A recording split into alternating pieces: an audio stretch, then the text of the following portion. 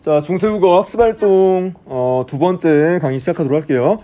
자, 지난 시간에 우리가 학습활동 5번 문제까지 해결을 해봤고 6번 문제를 들어갈 차례인데 중세국어의 음은 그리고 자, 형태, 자, 그리고 문장에 반영된 문법적인 어떤 특징들이 지금 우리가 5번째 시간에 접어들면서 그래도 여러분이 어느 정도 이해를 했다고 믿고 싶은데 아직까지 여러분에게 어렵게 다가오기 때문에 계속해서 복습을 하고 자, 선생님 강의를 반복해서 듣다 보면 어느 정도 이해가 될 거라고 생각을 합니다.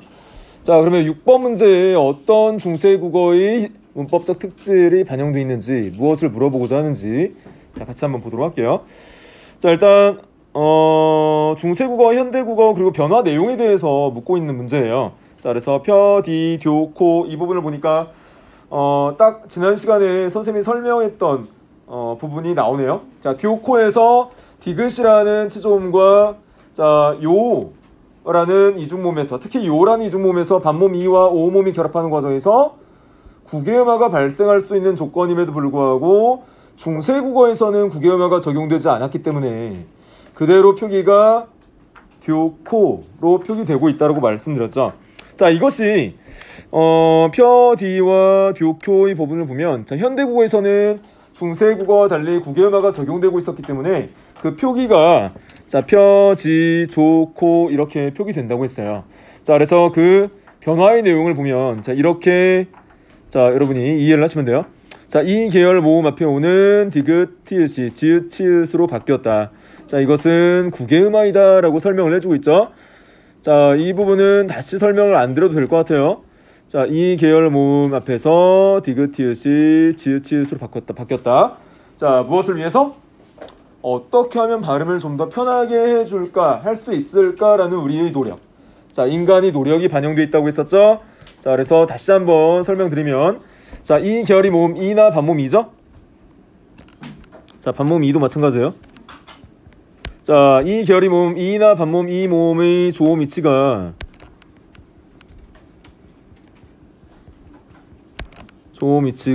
경국음이었죠.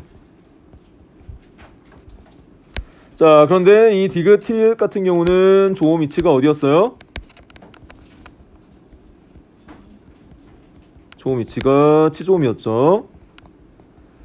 자, 그래서 디귿, 티읕의 조음 위치는 치조음이고 자, 이나 반모음 이 모음의 조음 위치는 경국음이기 때문에 자, 발음하는 과정에서 치조와 경국음 사이 어떤 거리가 발생하죠. 거리가 발생하다 보니까 발음이 쉬웠어요, 어려웠어요? 어려웠어. 그래서 조음의 위치를 동일하게 일치시켜주기 위한 우리의 노력이 무의식적으로 발음하는 과정에서 반영된다고 했었죠. 자, 그래서 지읒, 치읒 같은 경우는 조음 위치가 어디였어요? 조음 위치가 경국음이었죠. 따라서 자, 지읒, 치읒, 자, 디귿, 티읒, 자, 디귿, 티읒이 지읒, 치읒으로 바뀌는 중요한 이유는 자, 이렇게 조음의 위치를 일치시켜주기 위해서이다.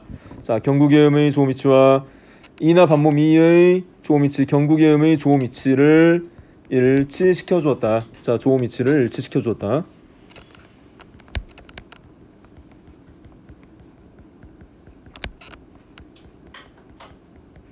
자, 조음 위치를 일치시켜 줌으로써 뭐 할 수 있게 되었다? 발음을 편하게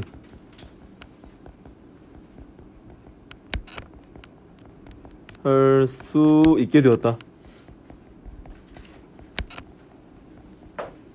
자, 조음 위치를 일치시켜 줌으로써 발음을 좀 더 자, 편하게 해 주었다. 편하게 할 수 있게 되었다. 자, 이게 국외음화의 원리인데 자, 현대국어에서 이렇게 반영되었던 국외음화의 원리가 음음 변동이 중세국어에서는 반영됐다는 거예요? 안 됐다는 거예요? 지난 시간에 이어서 계속 반복해서 선생님이 설명하는데 반영됐다는 거니 안 됐다는 거니? 안 됐다는 거잖아. 자, 그래서 그 부분을 지금 설명을 해주고 있는 거예요. 그래서 선을 이어봤더니 자, 이 부분에 해당하고 자, 그 다음에 스물 물음 보세요. 얘들아, 자, 스물 물은 자 이거는 선생님이 수업 시간에 따로 설명은 하지 않았어요. 자 그럼 따로 설명은 하지 않았지만 자 원론적인 원칙적으로 중세국어의 전반적인 특징을 설명할 때 선생님 뭘 설명했었냐면 중세국어에서는 모음 조화의 원리가 철저히 지켜졌다라고 설명했었죠. 기억나니? 중세국어에서는 모음 조화의 원리가 철저히 지켜져서 양성모음은 양성모음끼리 음성모음은 음성모음끼리 결합했다라고 선생님이 설명했었죠. 그거 기억나죠? 자, 그 원리가 지켜진 거예요. 잘 봐. 자, 여기 보면 자, 모음을 보세요. 자, 모음을 보니까 여기에서 모음이 쓰였죠? 자, 여기에서도 모음이 쓰였어요. 자, 이게 지금 모음이 음성모음이죠? 그 다음에 모음도 음성모음이죠. 자, 물은 보세요, 물은. 자, 모음이 역시 음성모음이죠. 자, 여기에서 모음도 역시 음성모음이죠.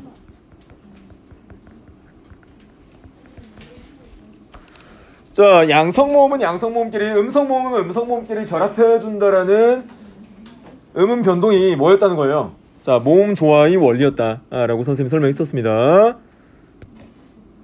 아까들아. 자, 여기에 모음 조화의 원리. 자, 열심히 듣고 있죠? 네, 모음 조화의 원리가 지켜지고 있었다라고 여러분이 생각을 하시면 돼요. 자, 그리고 또 한 가지 설명을 하면 지금 모음 조화의 원리로도 설명할 수 있지만 여러분에게 또 어려운 음음 변동에 대해서 또 설명을 해드려야 되는데 이런 음음 변동이 또 있었어요. 여기에 반영된 음음 변동은 뭐냐면 여러분한테 좀 어렵게 다가올 수도 있는데 그래도 여러분 교육과정이 지금 제시가 되고 있으니까 설명을 해드릴게요. 여기에서는 특히 이 부분에 초점을 둬서 선생님이 설명할게요. 물, 일은 여기서도 물이죠. 자, 이 부분을 선생님이 설명을 하려고 하는데 자, 결과론적으로 말씀드리면 여기에서 반영된 음음 변동은 원순 모음화라는 변동입니다. 자, 원순 모음화.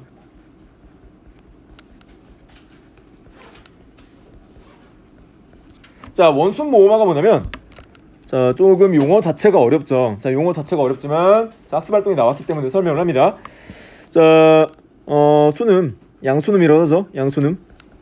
양순음이라고도 하고 그냥 순음이라고도 해요. 순음이라고도 하고 이걸 입술 소리라고 합니다. 자, 현대국어의 자음체기표를 공부한 학생들은 선생님 뭐 설명하는지 알 거예요. 자, 순음, 양순음 선생님 자음체기표상에서 설명할 때 자, 무엇이 있었어요? 자, 조음 이치에 순음, 양순음 설명할 때 뭐 있었지? 무, 브, 뿌, 프. 네 가지 자음이 있었죠. 기억나요? 무, 브, 뿌, 프. 자, 그래서 그 양순음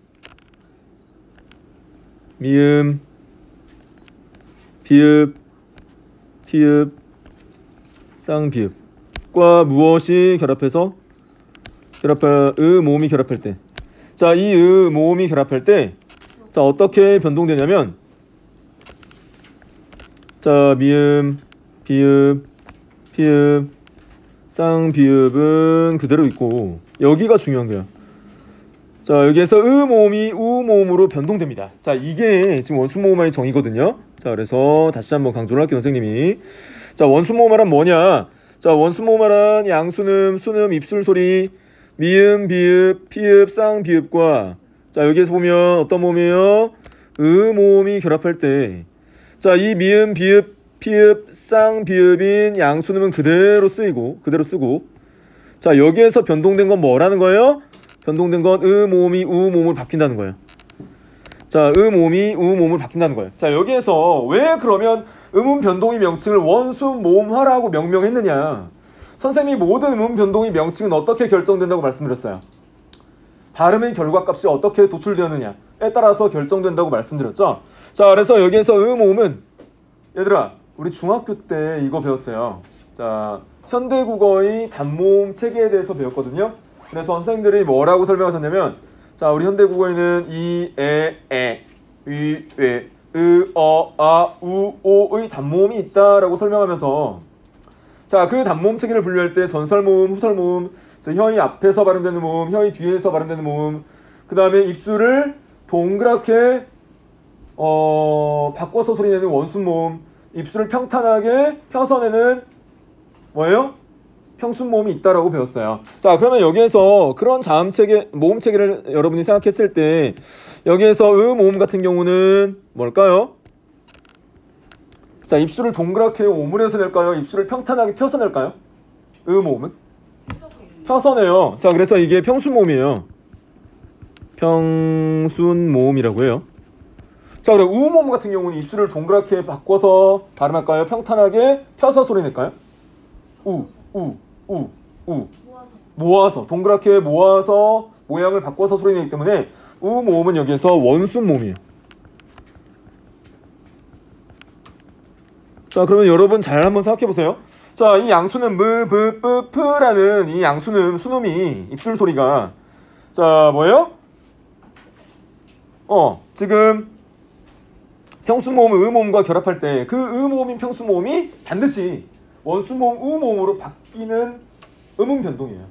자, 그래서 자, 양순음과 평순모음인 음모음이 결합했을 때 무조건 그 평순모음이었던 음모음은 원순모음인 우모음으로 바뀐다라는 음음 변동의 명칭이 자, 뭐라는 거예요? 원순모음어이다 라고 여러분이 생각하시면 돼요. 자, 그래서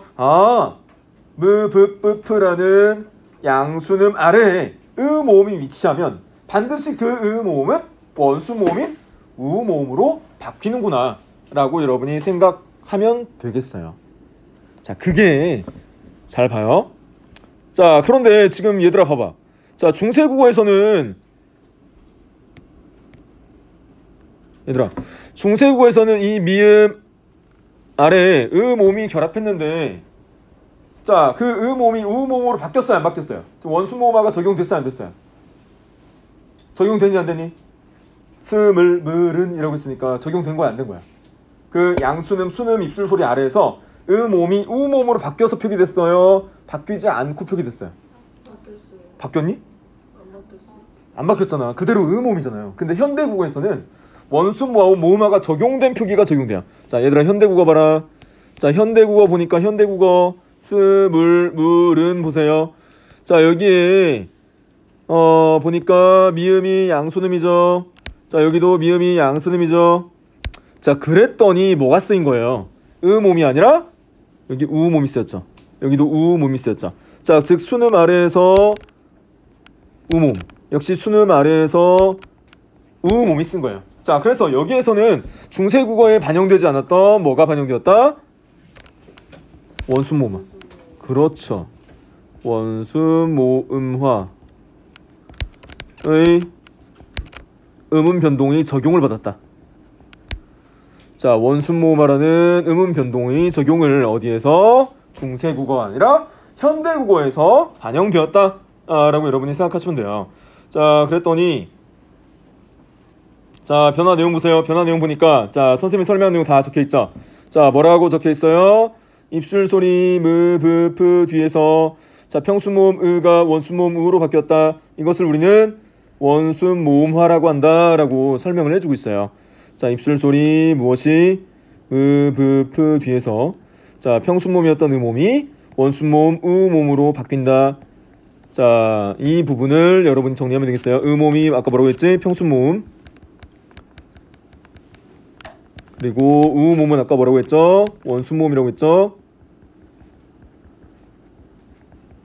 이렇게 여러분이 생각하시면 돼요.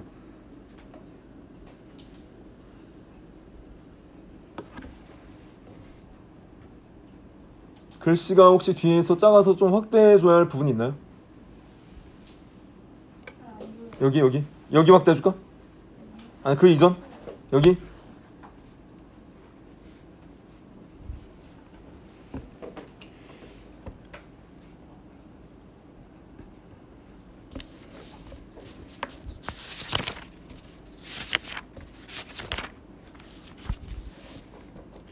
자, 넘어가도 되겠어요? 아니면 필기하고 있어요?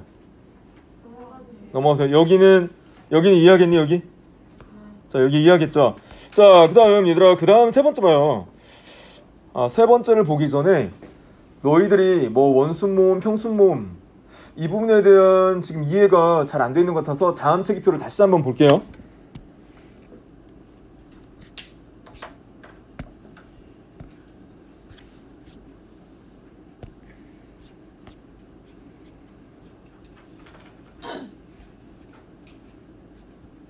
이거 봐봐. 얘들아, 이게 자음체기표 여러분 중학교 때 배웠던 거예요. 자, 중학교 때 배운 부분인데, 자, 지금 여러분이 어떻게 생각하면 되냐면, 자, 혀의 앞뒤 위치에서 발음되느냐, 혀의 앞에서 발음되느냐, 뒤에서 발음되느냐에 따라서 앞에서 발음되면 전설모음,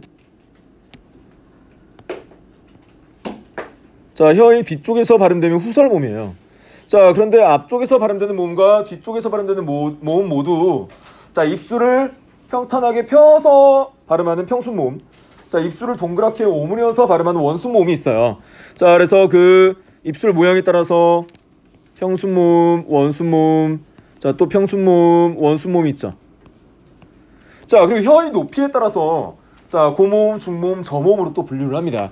자, 그래서 또 보면 여기 고모음, 중모음, 저모음으로 분류해요. 자, 그래서 각각의 어떤 위치를 우리가 살펴보면, 자, 혀의 앞쪽에서 발음하면서 자, 입술 모양을 평탄하게 유지하면서 혀의 위치는 높을 때 이 몸이에요. 얘들아 봐봐. 여기 이 몸이야. 혀의 위치를 그 상태에서 조금 중간 부분으로 내리면 에 몸이야. 혀의 위치를 가장 아래로 내리면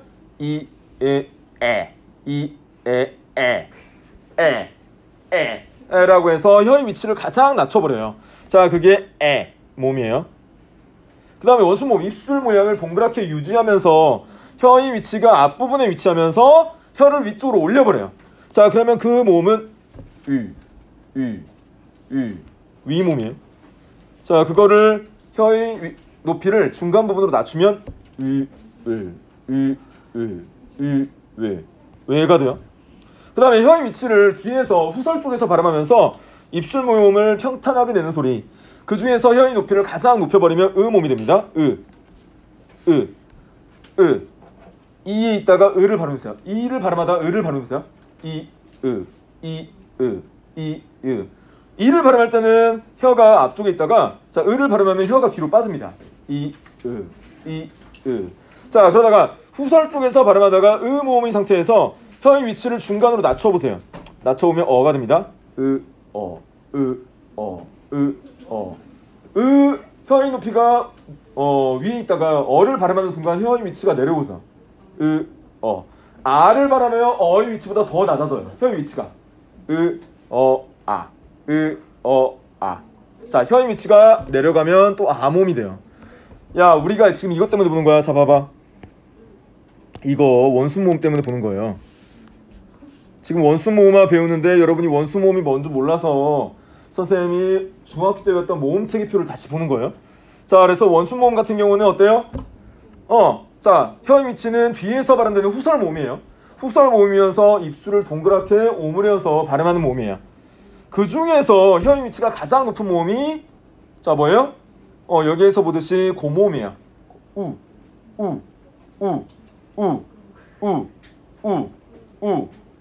혀가 뒤로 빠지면서 입술 모양은 동그래지면서 혀의 위치는 굉장히 높죠. 자, 거기에서 혀의 높이만 아래로 조금 내려보세요.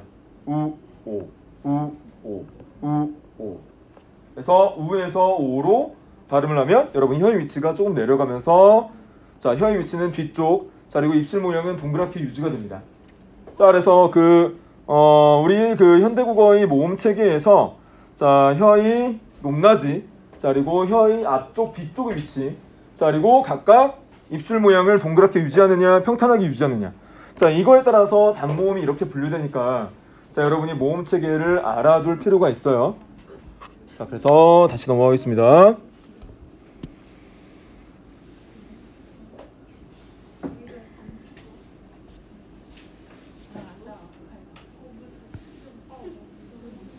자, 그 다음에 얘들아 세 번째 봐봐. 세 번째 니르고저 너 겨워보세요.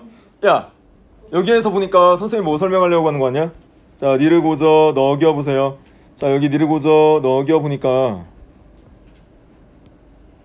선생님이 항상 그 말씀드렸던 어두에 특정 자음이 올 수 없다라는 제약 규정을 선생님이 뭐라고 설명드렸죠? 어두에 특정 자음, 특히 니은이나 리을이 어두에 올 수 없다는, 단어의 첫머리에 올 수 없다는 제약 규정을 선생님이 뭐라고 설명드렸죠? 두음 법칙이라고 설명드렸잖아요. 자, 그런데 중세국어에서는 어두에 자 니은이나 리을이 어느 정도 자유롭게 올 수 있었다, 제약이 없었다라고 있었죠. 자, 그럼 현대국어 보세요.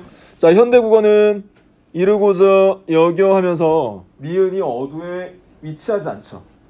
그러니까 중세국어에서는 제대로 지켜지지 않았던 두음 법칙이 현대국어에서는 철저히 지켜졌다는 겁니다. 자, 그거에 대해서 설명을 해주고 있죠. 어디에서?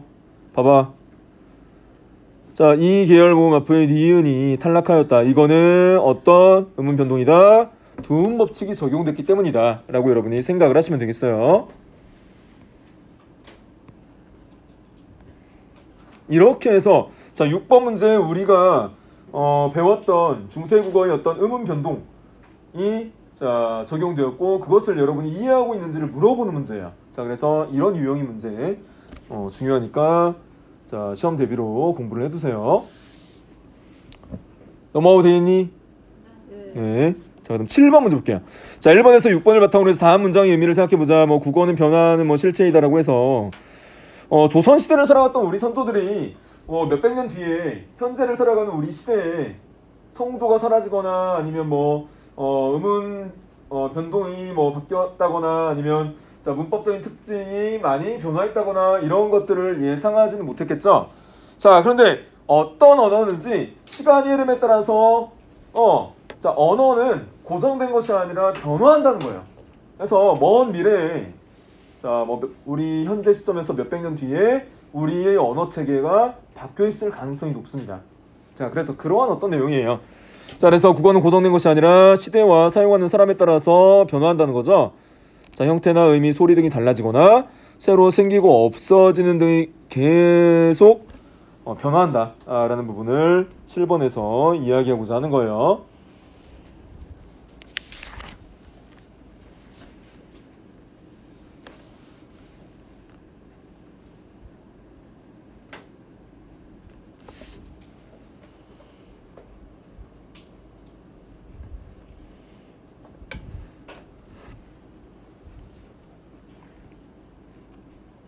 얘들아, 넘어가게 있니?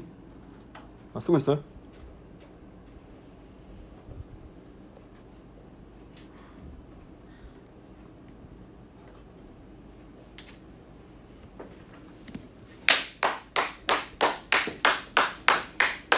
선생님이 차마 실명을 언급하지 못하겠습니다.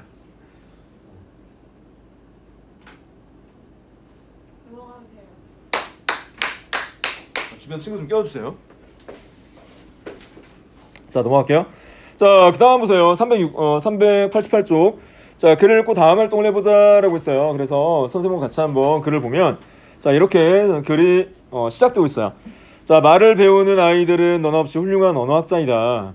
자, 핵곡식, 햇사과 등의 말을 익히기 시작한 어린 아이들은 곡식, 사과란 말이 따로 있으니 햇을 분리하여 그 뜻과 용법을 머릿속에 저장해 둔다. 자, 그리고 오래 수확한 벼를 찧어 나온 쌀은 아이는 당연하게 햇살이라고 이른다. 그런데 틀렸다.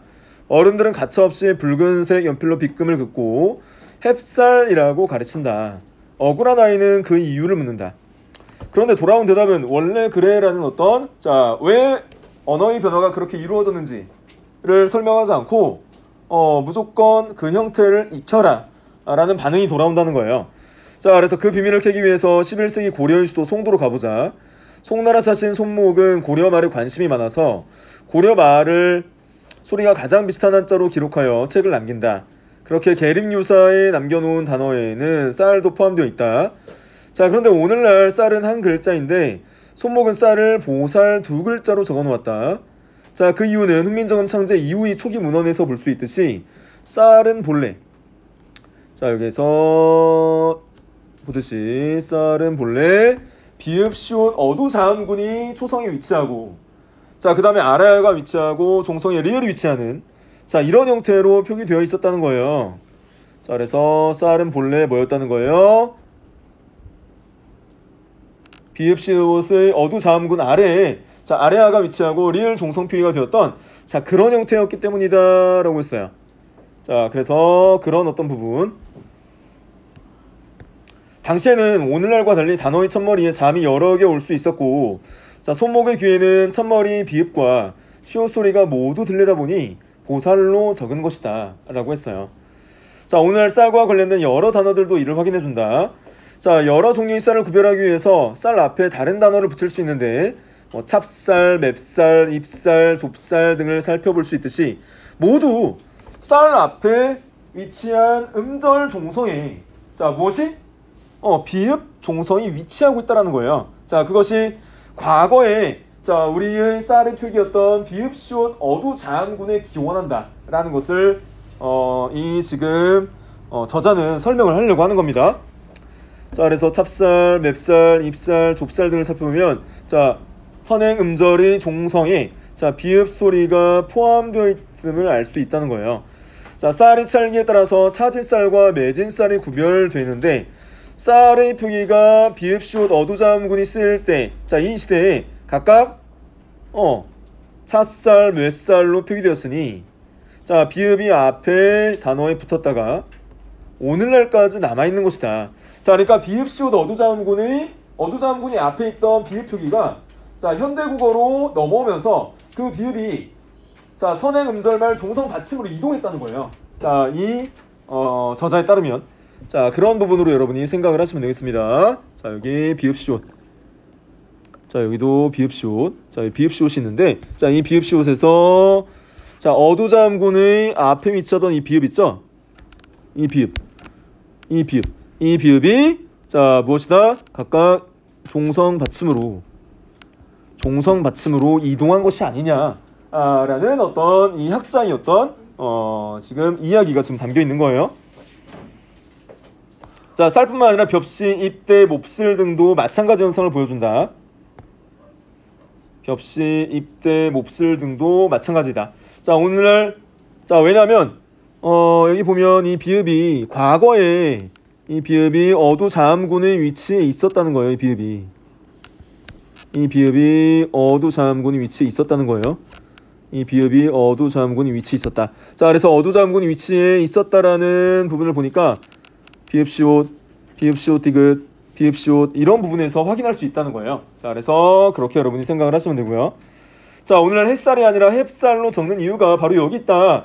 자, 비읍시옷 어두자음군이 자, 중세시대에는 그 표기가 적합한 표기였기 때문에 자, 그것이 현대로 넘어오는 과정에서 그 비읍시옷의 어두자음군 앞에 있던 비읍이 자, 이전 자, 첫 번째 음절말 종성 받침으로 이동했다라는 것을 계속 설명을 해주는 거예요. 자, 그래서 자, 오늘날 햇살이 아니라 햅쌀로 적는 이유가 여기에 근거한다. 자, 우리는 쌀을 먹지만 비읍시옷 어두자음군이 반영되었던 과거의 어떤 표기 자, 쌀을 먹던 조상의 말을 이어받아서 쓰고 있는 것이다 라고 얘기를 해주고 있어요. 그래서 크게 여러분이 이 부분에 대해서 이해만 하고 넘어가시면 돼요. 아, 이거를 내가 뭐 어두자음군의 뭐 두 번째 음절 초성에 있던 부분이 첫 번째 음절 종성 받침 말로 뭐 이동했다라는 부분을 그냥 가볍게 받아들이시면 되겠어요. 이거 뭐 요즘 필기할 거 있어요? 잠깐 기다려줄까요?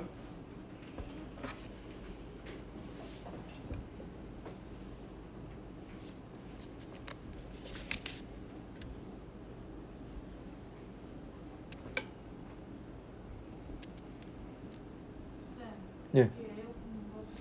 그래요. 선생님은 여러분 시험 공부하라고 지금 유튜브에 강의를 올려주는데 다른 학교 학생들도 듣고 있더라고요. 그래서 저 목소리가 다 이제 그쪽에 이제 다 녹음돼서 들립니다. 자, 그래서 예. 지금 보면 이때 보면 비읍시옷 디귿 어두자음군이에요. 자, 여기는 비읍시옷, 여기는 비읍시옷 어두자음군이잖아요. 자, 이때에서 비읍시옷 디귿 어두자음군이 있었는데 이것도 현대국어의 된소리 표기예요. 자, 그래서 이때라고 여러분이 그냥 발음하시면 돼요. 이때. 그래서 나중에 여러분이 혹시 수능에 응시할 학생들은 합용명서 표기체계에 대해서 배우면 좋은데, 자, 우리 합용명서 표기체계는 시옷계 합용명서, 뭐 비읍계 합용명서, 자, 여기에서 보듯이 비읍 시옷계 합용명서라는 게 있어요. 자, 그래서 여기에서는 벼씨 할 때는 비읍계 합용명서, 자, 비읍 시옷 디귿에서는 비읍 시옷계 합용명서라고 해요. 자, 그런데 그 합용명서의 종류와 상관없이 모두 현대국어의 된소리 표기에 해당합니다. 그래서 벼씨, 이때, 몹쓸로 여러분이 실제 발음을 하시면 돼요.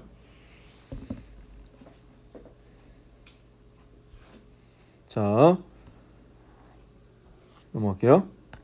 자, 그리고 그 다음 찹쌀이라는 단어를 우리말 셈에서 찾아보고 표기가 역사적으로 어떻게 변화했느냐를 찾아보니까 이런 형태로 변화해 왔어요. 그래서 같이 한번 살펴볼게요.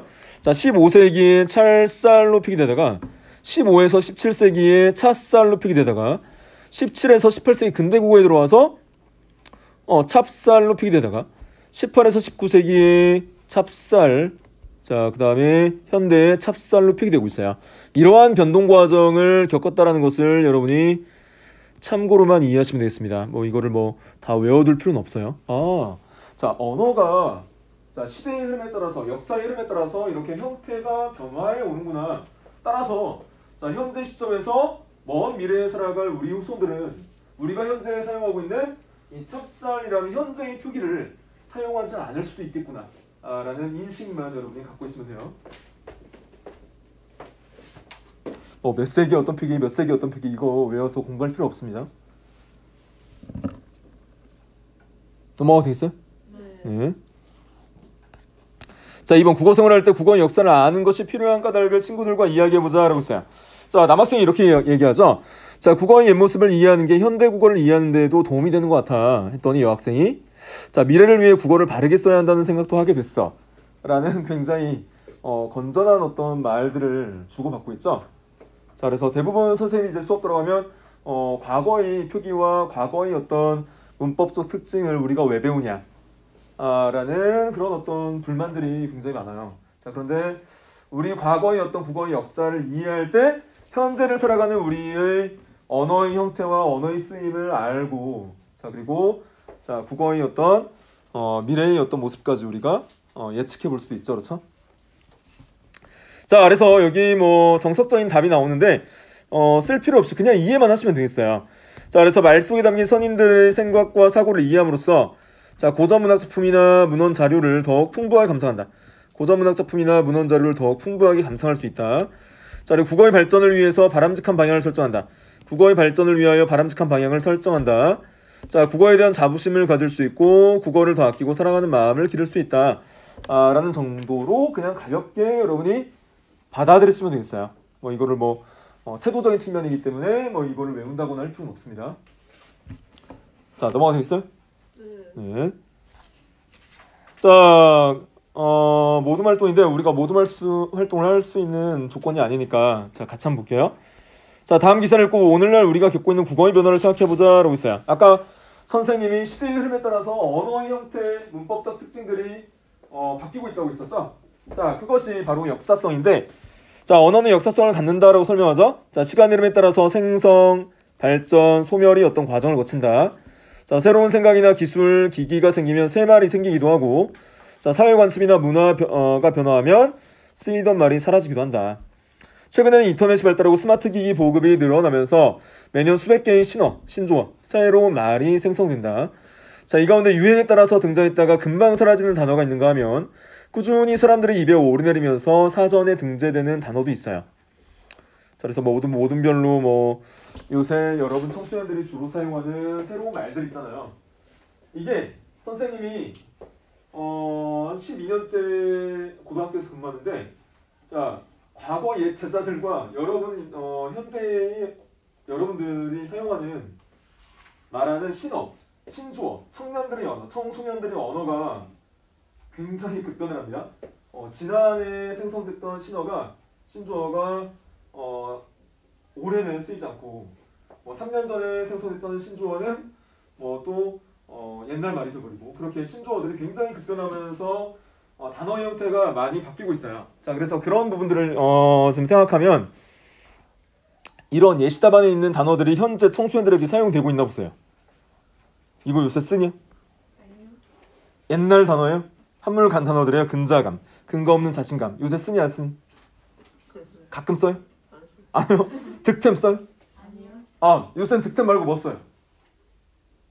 봐. 안 써요. 안 써? 아예 안 써? 뭐 얻었다, 야 좋은 거 얻었다 할 때 뭐 어떤 말 써요?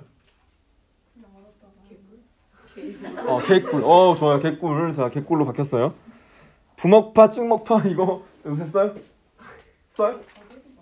어제도 썼어요? 어제 누가 썼어요? 애들이랑. 그러면 이거는 살아있는 신조어네요. 그렇죠? 아직까지 살아있는 신조어. 자, 그래서 여러분 시간 날 때 우리가 이런 활동을 하면서 프레젠테이션 발표도 하면서 수업을 좀 다채롭게 운영하면 좋을 텐데 우리가 특성화 고등학교다 보니까 일주일에 2시간밖에 안 들은 그 한계가 있어요. 자, 그래서 인문계 일주일 5시간 들은 학생들과 우리는 조금 뭐라 해야 될까요? 다양한 수업을 진행할 수 있는 여력이 없다라는 점을 여러분이 조금 이해를 해주세요. 굉장히 재밌는데 이런 활동하면 재밌거든요. 1번에서 정리한 단어 가운데 앞으로 꾸준히 사람들의 입에 오르내리면서 사용될 수 있는 단어라고 할 때 득템은 뭐 지금 안 쓴다고 했고 부먹파, 찍먹파는 쭉 쓰일 것 같아요? 쓰이지 않을까요? 쓰이지 않을까라고 추정을 한다 라고 여러분이 이야기를 했어요.